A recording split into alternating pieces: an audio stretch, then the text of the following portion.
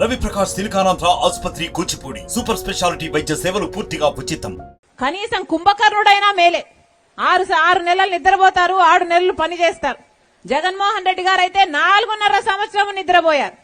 ఇప్పుడు ఎలక్షన్లు వచ్చాయని మేలుకొని 2 నెలల క్రితం నోటిఫికేషన్లు ఇస్తే ఆ నోటిఫికేషన్లు ఎప్పుడు అయ్యాలి, ఆ పరీక్షలు ఎప్పుడు రాయాలి, వీళ్ళకు ఉద్యోగాలు ఎప్పుడు రావాలి, ఇది అయ్యేదా సచ్చేదా?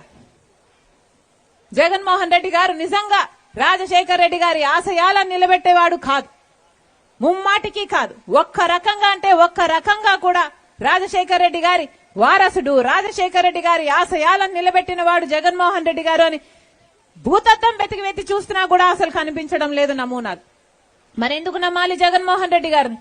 ఆఖరికి రాజశేఖర్ రెడ్డి బిడ్డ, నేను రాజశేఖర్ రెడ్డి బిడ్డను. ఆఖరికి ఈ కడప ఎంపీ స్థానానికి ఈ రోజు నేను రాజశేఖర్ రెడ్డి గారి బిడ్డగా నేను పోటీ చేస్తున్నాను అంటే ఎందుకు పోటీ చేస్తున్నాను? ఎందుకంటే రాజశేఖర్ రెడ్డి తమ్ముడు వివేకానంద రెడ్డి గారి చనిపోయి 5 సంవత్సరాలు అయ్యింది.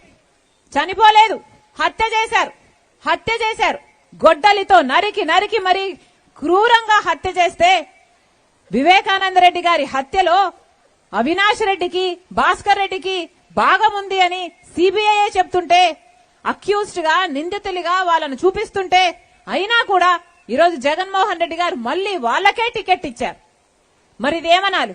అహంకారం కాకపోతే ఇది ఏమనాలి?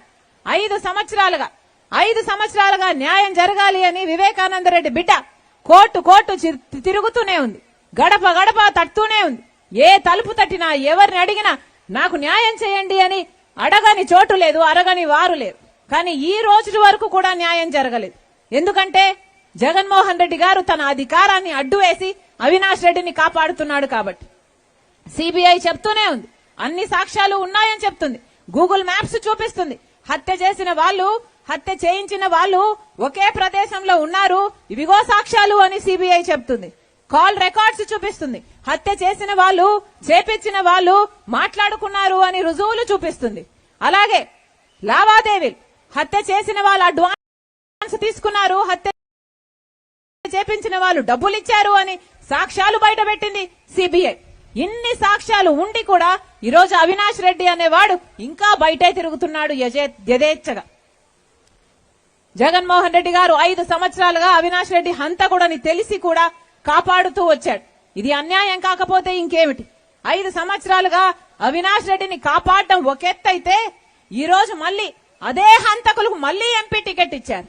అంటే మళ్లీ హంతకులు చేసిన వాళ్ళే, హత్య చేసిన వాళ్ళే, హత్య చేపించిన వాళ్ళే మళ్లీ ఎంపీలు కావాలి, మళ్లీ వాళ్ళకే అధికారం ఇవ్వాలి, మళ్లీ వాళ్ళు తప్పించుకుని తిరగాలి, ఇలాంటి వాళ్ళే మళ్లీ చట్టసభలకు వెళ్లాలి. ఇదేనా జగన్మోహన్ రెడ్డి గారు చెప్పదలుచుకున్నది? ఇది ఎక్కడి న్యాయం అని అడుగుతున్నాం. అందుకే ఈరోజు రాజశేఖర్ రెడ్డి గారి బిడ్డ ధైర్యం చేసి నిలబడింది అంటే ఎందుకంటే హంతకులు మళ్లీ గెలవకూడదు కాబట్టి, హంతకులు చట్టసభలకు వెళ్లకూడదు కాబట్టి. అందుకే చెప్తున్నాం, రాజశేఖర్ రెడ్డి బిడ్డగా మీరు ఆశీర్వదించండి, న్యాయాన్ని మీరు గెలిపించండి. మళ్లీ చెప్తున్నాం, ఒకవైపేమో రాజశేఖర్ రెడ్డి బిడ్డ ఉంది, ఇంకొక వైపేమో రాజశేఖర్ రెడ్డి గారి తమ్ముడి వివేకానంద రెడ్డి గారి హత్య చేసిన సిబిఐ నిందితుడిగా చేర్చిన అవినాష్ రెడ్డి ఉన్నాడు. మీకు రాజశేఖర్ రెడ్డి బిడ్డ ఎంపీగా కావాలో, లేకపోతే నిందితుడిగా ఉన్న అవినాష్ రెడ్డి ఎంపీగా కావాలో నిర్ణేతలు మీలే. మరిన్ని వీడియోస్ కోసం ఛానల్ ని సబ్స్క్రైబ్ చేయండి, లేటెస్ట్ అప్డేట్స్ కోసం వాట్సాప్ ఛానల్ ని ఫాలో చేయండి, అండ్ లింక్ డిస్క్రిప్షన్ లో ఉంది.